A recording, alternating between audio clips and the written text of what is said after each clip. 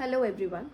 So today I will be talking about the brief history about Narcotic Drugs and Psychotropic Substances Act 1985. This act was enacted to consolidate and amend the law regarding narcotic drugs to make stringent provisions for the control and regulation of operations relating to NDPS and for matters connected therewith. अब अगर हम इसकी history की अगर हम बात करते हैं तो हमें ये पता चलेगा कि इस एक्ट से पहले जो 1985 का एक्ट था, इससे पहले अगर हमने देखना कि नारकोटिक ड्रग्स पे स्टैट्यूटरी कंट्रोल कैसे एक्सरसाइज किया जाता था.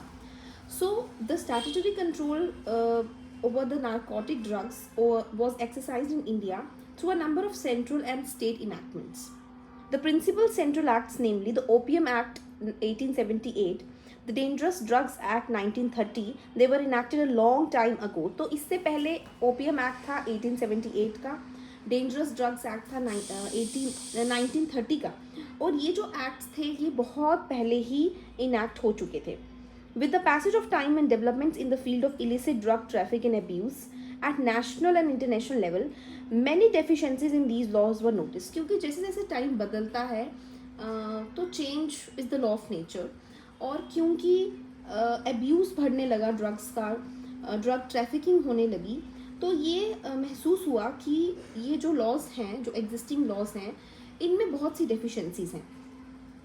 अब अगर हम डेफिशिएंसीज की बात करें तो क्या था कि अगर हम इन एक्ट्स में पेनल्टीज़ की बात करें तो ये जो पेनल्टीज़ थी ये सफिशेंटली डेटरेंट नहीं थी to meet the challenge of well organised gang of smugglers. The Dangerous Drugs Act 1930 provided for maximum term of imprisonment of 3 years with or without fine and 4 years imprisonment with or without fine for the repeated offences. और जो minimum मतलब problem ये थी कि minimum punishment जो थी वो नहीं थी, मिनिमम पनिशमेंट नहीं दी गई थी इन लॉज की. इसकी वजह से क्या हुआ कि जो ड्रग ट्रैफिकर्स थे उनको बहुत बार ऐसे ही कोर्ट्स लेट ऑफ कर देते थे बहुत ही नॉमिनल पनिशमेंट के साथ. सो अब वो जो अर्लियर सेंट्रल लॉज थे उनमें ऐसा नहीं था कि जो जैसे कि आज का जो हम पढ़ते हैं 1985 का लॉ, उसमें हम देखते हैं कि सेंट्रल इन्फोर्समेंट एजेंसीज के जो ऑफिसर्स हैं, जैसे नारकोटिक्स के, कस्टम, सेंट्रल एक्साइज, इन ऑफिसर्स को भी पावर्स दी गई हैं इस एक्ट में. बट पहले वाला जो एक्ट था, पहले वाले जो इनैक्टमेंट्स थी, उनमें ये जो the earlier central law did not provide for investing the officer of number of important central enforcement agencies like narcotics, customs, excise with the power of investigation under the laws. Since the enactment of aforesaid 3 acts, a vast body of international laws in the field of narcotic drugs has evolved through various international treaties and protocols. और जैसे ये जो 3 central act enact हुए थे और उसके बाद क्या हुआ कि एक वास्ट बॉडी इंटरनेशनल लॉज की इवॉल्व हुई थी इंटरनेशनल ट्रीटीज़ और प्रोटोकॉल से.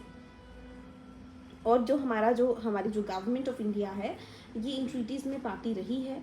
और रिसेंट ईयर्स में हमने देखा है कि ड्रग्स की एडिशन जो है वो बहुत ज़्यादा एडिक्शन बहुत ज़्यादा बढ़ चुकी है.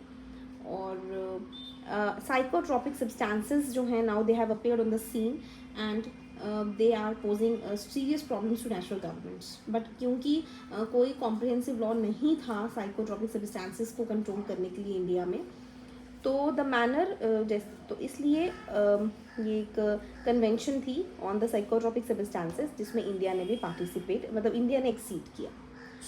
तो एक अर्जेंट नीड थी कि एक कॉम्प्रिहेंसिव लेजिस्लेशन होनी चाहिए जो कि स्ट्रेंथन करे एग्जिस्टिंग कंट्रोल को over the drug abuse, enhance करे पेनल्टीज़ को पर्टिकुलरली ट्रैफिकिंग की, और वो प्रोविजंस बनाए ताकि एक एक्सरसाइज हो सके इफेक्टिव कंट्रोल का, एक इफेक्टिव कंट्रोल हो सके एक्सरसाइज साइकोट्रोपिक सब्सटेंसेस पे, और प्रोविजंस बन सके ताकि जो इंटरनेशनल कन्वेंशंस हैं वो भी इनकी इम्प्लीमेंटेशन हो. और जो इन सब चीज़ों को ध्यान में रखते हुए जो प्रेजेंट एक्ट था 1985 का वो फोर्स में लाया गया.